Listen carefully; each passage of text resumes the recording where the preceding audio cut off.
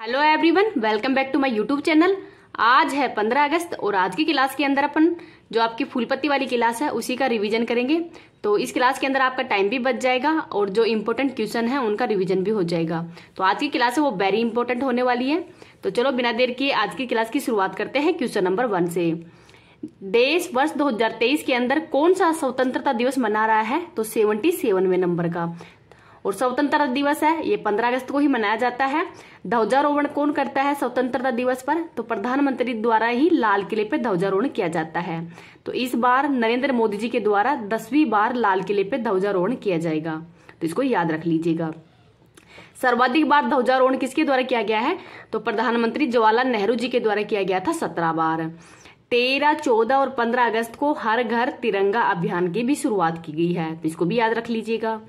आजादी का अमृत महोत्सव की शुरुआत 12 मार्च 2021 को ही अहमदाबाद गुजरात से की गई है। और 2 ऐसे कौन प्रधानमंत्री हैं जिन्होंने लाल किले पर तिरंगा नहीं फहराया है? तो इनके नाम है गुलजारी लाल नंदा और चंद्रशेखर। तो चंद्रशेखरन और गुलजारी लाल नंदा है जो कि लाल किले पर तिरंगा हो नहीं पहनाए, तो इनका नाम भी याद रख लीजिएगा। अब देख लेते हैं इंपॉर्टेंट फैक्ट। संयुक्त राष्ट्र महासभा के 77वें सत्र के अध्यक्ष साबा कोरोसी किस देश से हैं? तो ये हंगरी के हैं।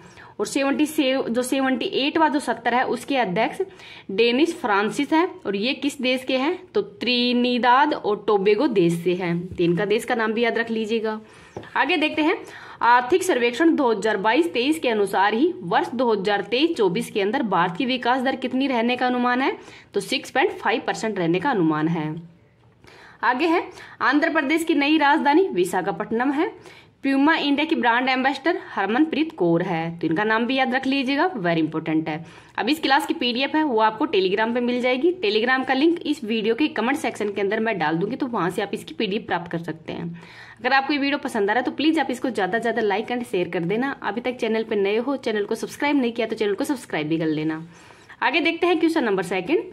WHO और वायुष मंत्रालय के द्वारा ही पहली बार पारंपरिक चिकित्सा पर वैश्विक शिखर सम्मेलन का आयोजन कहाँ पे किया गया है? तो गांधीनगर गुजरात के अंदर ही आयोजन किया गया है।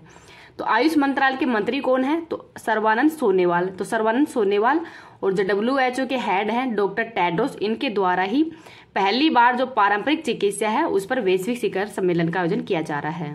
अब देख लेते हैं इंपोर्टेंट फैक्ट। शतरंज का विमल्डन कहलाने वाला टूर्नामेंट टाटा स्टील मास्टर्स 2023 का विजेता कौन है? तो अनीश गिरी हैं। आगे है यूनेस्को के द्वारा ही किस देश के ओडिशा शहर को खतरों में एक विश्व धरोहर स्थल की सूचीबद्ध किया है? तो ये यूक्रेन का शहर है। विभाजन विभीषिका दिवस 14 अगस्त को मनाया जाता है और 14 अगस्त को ही पाकिस्तान के द्वारा भी अपना स्वतंत्रता दिवस मनाया जाता है। मोटे अनाज का उत्कृष्टता केंद्र, तो ये हैदराबाद के अंदर स्थापित किया गया है, तो इसको भी याद रख लीजिएगा। प्रोजेक्ट एलोरा ये माइक्रोसॉफ्ट के द्वारा ही शुरू किया गया था। भारत की जो स्थानीय भाषाएं हैं इनको डिजिटल रूप में बढ़ावा देने के लिए ही इसको शुरू किया गया है। और जुगलबंदी चैटबॉट ये भी माइक्रोसॉफ्ट के द्वारा ही शुरू किया गया था, तो इसको भी याद रख लीजिएगा, वेरी इंपॉर्टेंट है। नेक्स्ट और देखते हैं नंबर 3 देखते हैं। दिवंगत हुए विकास सिन्हा का सम्मान किस पेशे से है? तो एक वैज्ञानिक है। तो जो परमाणु भौतिकी के वैज्ञानिक हैं विकास सिन्हा, इनको पद्म भूषण से 2010 के अंदर ही सम्मानित किया है और Shah institute of nuclear physics के निर्देशक भी रह चुके हैं, तो इसको भी याद रख लीजिएगा। अब देखते हैं कि जो दिल्ली महानोबिस हैं इनके द्वारा ORS घोल की खोज की गई है। बालकृष्ण दोषी ये वास्तुकार के हैं, इनको प्रिजर पुरस्कार भी दिया गया है।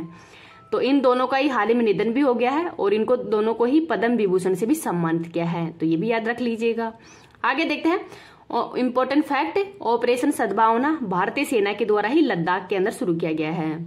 पहली बार मनाए गए सुप्रीम कोर्ट की स्थापना दिवस के अवसर पर ही मुख्य अतिथि कौन है? तो जो सिंगापुर के जो सुप्रीम कोर्ट है उसके मुख्य न्यायाधीश सुंदरेश मेनन है। तो सुंदरेश मेनन है वो इस पर मुख्य अतिथि थे। आगे देखते हैं विश्व कैंसर दिवस 4 फरवरी को मनाया गया है और कैंसर का अध्ययन है वो ओंकोलॉजी कहलाता है। 3 ग्रैमी अवार्ड जीतने वाले पहले भारतीय संगीतकार कौन है? तो इनका नाम है रिकी केज, तो ये नाम भी याद रख लीजिएगा। आगे देख लेते हैं क्वेश्चन नंबर 4। NCERT ने ही पाठ्य पुस्तक संशोधन के लिए किसकी अध्यक्षता के अंदर 19 सदस्यीय पैनल का गठन किया है? तो महेश चंद्र पंत की अध्यक्षता के अंदर ही पैनल का गठन किया है। तो क्लास 3rd से लेकर 12वीं तक का जो सिलेबस है उसमें किस आधार पर ये सिलेबस चेंज किया जाएगा, तो जो नई राष्ट्रीय शिक्षा नीति 2020 है उसी के आधार पर चेंज किया जा रहा है। और जो नई राष्ट्रीय शिक्षा नीति है इसके हेड कौन थे, मतलब किसकी सिफारिश पर लागू की गई है, तो एक कस्तूरी रंगन समिति की सिफारिश पर ही लागू की गई थी। आगे देखते हैं important fact, national high ice hockey championship 2023 की विजेता टीम कौन है, तो ITBP है। थाईपुसम उत्सव किस समुदाय द्वारा मनाया जाता है, तो तमिलनाडु के अंदर तमिल समुदाय के द्वारा ही मनाया जाता है। तमिलनाडु के अंदर ही पोंगल व जल्लीकट्टू महोत्सव का आयोजन भी किया जाता है। आगे है, नगर निकाय द्वारा ही राष्ट्रीय स्तर का सेकंड ग्रीन बॉन्ड लाने की घोषणा कौन से नगर निगम को दिया है, तो एक जिला गाजियाबाद को। पहले स्थान पर तो है गाजियाबाद और सेकंड स्थान पर है इंदौर नगर निगम। बार्ड चैटबॉट किसने लॉन्च किया है, तो गूगल के द्वारा। और ChatGPT ओपन AI के द्वारा लॉन्च किया गया है। लेक्सी भारत के द्वारा। गीगा GPT है वो रूस के द्वारा लॉन्च किया गया है, तो इसको भी याद रख लीजिएगा। अब देखते हैं क्वेश्चन नंबर 5, वेरी इंपोर्टेंट है। इसरो द्वारा ही लॉन्च किया जाने वाला आदित्य L1 का संबंध किससे है, तो सूर्य से। और किस रॉकेट के द्वारा भेजा जाएगा, तो PSLV C57 के द्वारा ही इसको भेजा जाएगा। कब, तो अगस्त से सितंबर माह के अंदर ही इसको भेजा जा रहा है। क्यों भेजा जाएगा, तो सूर्य का अध्ययन करने के लिए ही आदित्य L1 मिशन है वो भेजा जाएगा, तो इसको भी याद रख लीजिएगा। आदित्य L1 है तो इसमें L1 का मतलब है लैग्रेंज पॉइंट, अर्थात पृथ्वी से 1.5 मिलीमीटर किलोमीटर दूरी पर है ये। इसरो के द्वारा भी हाल ही के अंदर 14 जुलाई को चंद्रयान 3 जो मिशन है वो लॉन्च किया गया था। LVM 3M4 रॉकेट के द्वारा ही सतीश धवन श्रीहरिकोटा से ही। और 23 अगस्त को ही ये चांद की साउथ पोल है उस पर लैंड करेगा। तो इसमें एक विक्रम लैंडर भेजा गया है और प्रज्ञान रोवर भी भेजा गया है। अब आगे देखते हैं, PSLV C54 के द्वारा भूटान के उपग्रह को लॉन्च किया गया है।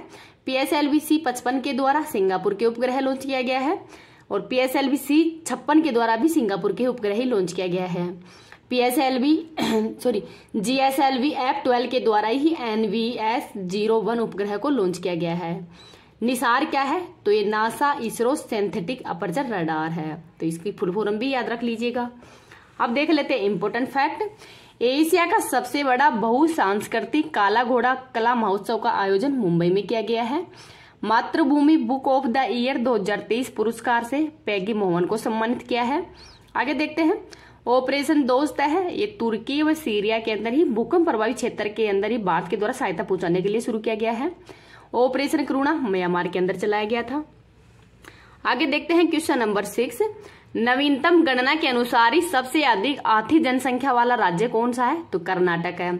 तो कर्नाटक के Bandipur national park, Nagarhole national park और बन्नेरघट्टा नेशनल पार्क के अंदर ही सबसे ज्यादा हाथी पाए जाते हैं।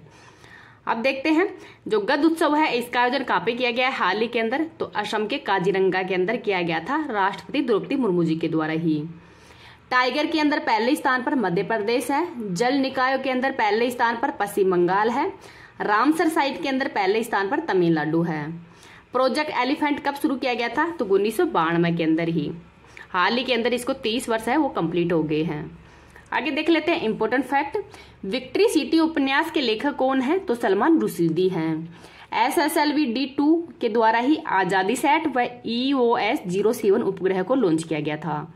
आगे है, गोल्डन बुक अवार्ड 2023 से ही सम्मानित नाउ थ्रू ब्रीथ पुस्तक के लेखक कौन है, तो राखी कपूर है। आगे है, खेलो इंडिया यूथ गेम्स 2023 की पदक तालिका के अंदर ही शीर्ष 3 पर किन राज्यों को स्थान प्राप्त हुआ है, तो पहले स्थान पर महाराष्ट्र है, सेकंड पर हरियाणा है और थर्ड पर मध्य प्रदेश है। और जो खेलो इंडिया यूथ गेम्स है इसका आयोजन मध्य प्रदेश में किया गया है। कौन से नंबर के हैं, तो 5वें नंबर के हैं। इसका शुभंकर आशा है, तो इसको भी याद रख लीजिएगा, वेरी इंपोर्टेंट है। आगे देखते हैं क्वेश्चन नंबर 7, 69वीं नेहरू ट्रॉफी बोट रेस का आयोजन कहाँ पे किया गया है, तो केरल के अंदर। तो केरल के जो अल्लापुसा स्थान है वहां पर इसका आयोजन किया जाता है। किसके द्वारा आयोजन किया जा रहा है, तो CM पिनरई विजयन के द्वारा इसका आयोजन करवाया जा रहा है। इस नेहरू ट्रॉफी बोट का अन्य नाम क्या है, तो स्नेक बोट रेस भी है। और इसमें नाव है वो वेलकम नाम से, मतलब नावों का नाम क्या है, तो वेलकम है। तो नावों का नाम भी याद रख लीजिएगा। इंपॉर्टेंट फैक्ट देखते हैं, one family one identity portal launch Uttar Pradesh में हुआ है। केंद्रीय मंत्री जी किशन रेड्डी के द्वारा ही 4th आसियान भारत युवा शिखर सम्मेलन का उद्घाटन हैदराबाद के अंदर किया है। विश्व हिंदी सम्मेलन 10 जनवरी को मनाया जाता है। इस बार ये 12वें नंबर का है और इसका आयोजन फिजी के नाडी शहर में हुआ है। वर्ल्ड गवर्नमेंट समिट 2023 का आयोजन दुबई के अंदर किया गया है, तो इसको भी याद रख लीजिएगा। अब देखते हैं क्वेश्चन नंबर 8। राष्ट्रपति द्रौपदी मुर्मू के द्वारा ही लॉन्च किया जाने वाला प्रोजेक्ट 17A के तहत ही निर्मित छठा जहाज कौन सा है? तो INS विंध्यगिरि है। तो INS जो विंध्यगिरि है वो 17वें नंबर का जहाज है। इसका निर्माण है वो गार्डन रिच शिपयार्ड कोलकाता के अंदर इसका निर्माण है वो किया जा रहा है। इंपॉर्टेंट फैक्ट देखते हैं। महिला प्रीमियर लीग 2023 के अंदर ही सबसे महंगे खिलाड़ी जिन्हें की RCB के द्वारा ही 3.4 करोड़ रुपए में खरीदा गया है, तो इनका नाम है स्मृति मंदाना। वैश्विक हैकाथॉन हार्बिगर के सेकंड संस्करण का आयोजन है वो RBI के द्वारा किया गया है। नेशनल रेस वॉकिंग चैंपियनशिप 2023 का आयोजन झारखंड के अंदर हुआ है। आगे है भारत जापान सैन्य बलों द्वारा ही 4th बार संयुक्त प्रशिक्षण अभ्यास का आयोजन कहाँ पे किया गया है? कौन से अभ्यास का आयोजन किया गया है? तो इसमें धर्म गोर्जन, वीर गोर्जन और जीमैक्स अभ्यास है, इनका आयोजन भारत और जापान के द्वारा ही किया जाता है। आगे देखते हैं क्वेश्चन नंबर 9, वेरी इंपॉर्टेंट है। कच्चा तीऊ द्वीप कहाँ पे है? तो ये पाक जलडमरू के मध्य ही है। हाल ही के अंदर ही जो प्रधानमंत्री जी के मतलब विरोध में अविश्वास प्रस्ताव आया था, तो उसका संबोधन के अंदर ही इनके द्वारा कहा गया है कि इंदिरा गांधी जी के द्वारा 1974 के अंदर ही जो कच्चा तीऊ द्वीप है ये श्रीलंका को दे दिया गया था, जो कि पाक जल संधि के अंदर है। तो हाल ही के अंदर जो तमिलनाडु के जो CM है वो मांग कर रहे हैं कि जो ये द्वीप है कच्चा तीऊ द्वीप ये वापस भारत को दिया जाए। और श्रीलंका के राष्ट्रपति कौन है? तो रानिल विक्रमसिंघे हैं। तो ये तमिलनाडु के जो CM हैं उनके द्वारा ही मांग की जा रही है कि जो कच्चा तीऊ द्वीप है ये वापस भारत को दिया जाए, तो इस वजह से चर्चा के अंदर है। आगे देखते हैं इंपॉर्टेंट फैक्ट। भारत की पहली frozen lake marathon last run का आयोजन लद्दाख के अंदर किया गया है, पैंगोंग झील के अंदर ही। PM द्वारा ही जल संरक्षण के प्रति जागरूकता के लिए जल जन अभियान की शुभारंभ कहाँ पे किया गया है? तो राजस्थान के सिरोही माउंट आबू के अंदर ही। इलेक्ट्रॉनिक बैंक गारंटी योजना किस बैंक के द्वारा जारी किया गया है? तो HDFC बैंक के द्वारा ही। उत्तर भारत का पहला परमाणु संयंत्र हरियाणा के किस जिले में स्थापित किया गया है? तो फतेहाबाद के अंदर। आगे है क्वेश्चन नंबर 10। भारतीय वायुसेना के अंदर ही शामिल हैराक मार्क 2 का संबंध किससे है? तो ये एक ड्रोन है जो कि मानव रहित यान है।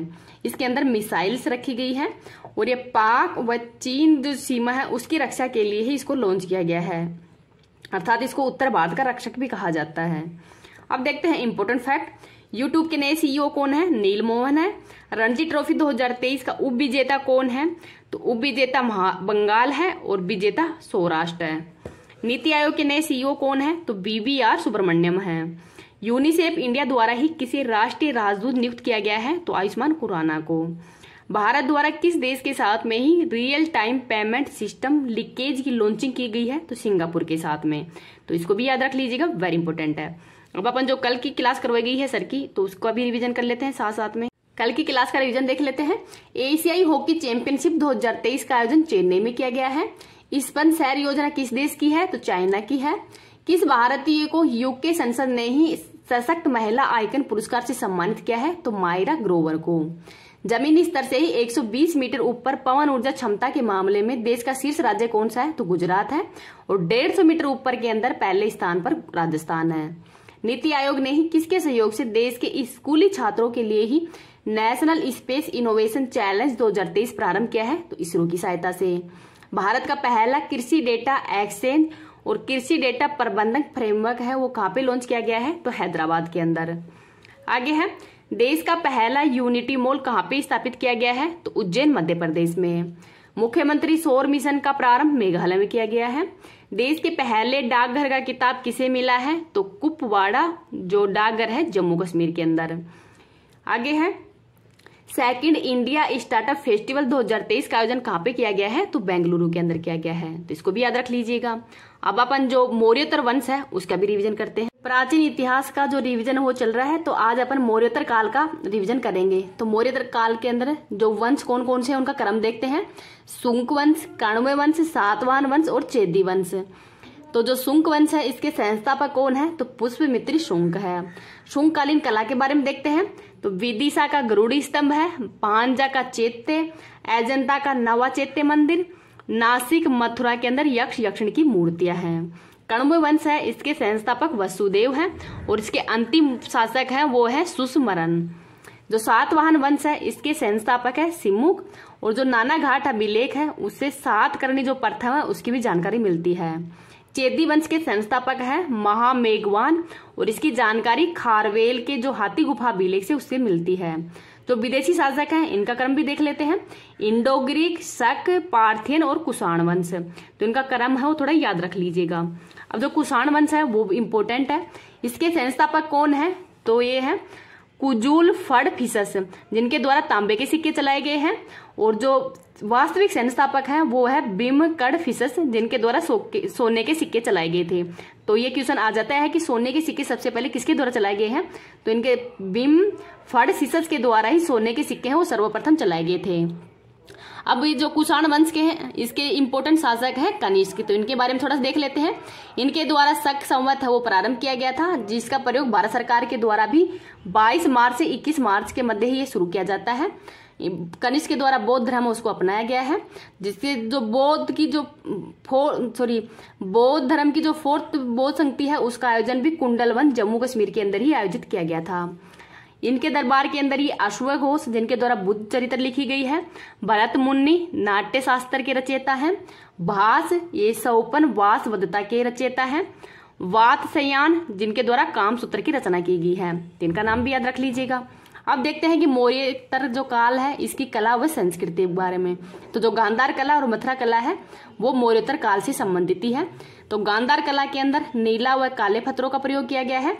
मथुरा काल के अंदर मथुरा कला है उसमें लाल पत्थरों का प्रयोग किया गया है। इसके संरक्षक कौन है गांधार के? तो शक व कुषाण है और मथुरा के हैं कुषाण वंश। गांधार कला यथार्थवादी है और मथुरा कला है आदर्शवादी है। गांधार कला में भगवान बुद्ध से संबंधित मूर्तियां ही बनाई गई थी, लेकिन मथुरा कला में बुद्ध, जैन, ब्राह्मण आदि सभी धर्मों से संबंधित मूर्तियां बनाई गई हैं। एक अन्य कला है अमरावती कला, जो कि कृष्णा व गोदावरी नदियों से मतलब इनके यहाँ ये कला है वो पनपी थी और इसके संरक्षक है सातवान व इक्ष्वाकु। तो इक्ष्वाकु व सातवान है वो इसके संरक्षक है, तो इनको भी याद रख लीजिएगा, वेरी इंपॉर्टेंट है। अब आपको ये क्लास कैसी लगी है प्लीज कमेंट सेक्शन के अंदर बताना है। मेरा ये जो मैंने ये शुरू किया है हिस्ट्री का रिवीजन, तो ये आपको कैसा लग रहा है? Thank you. आज की क्लास यही समाप्त करते हैं।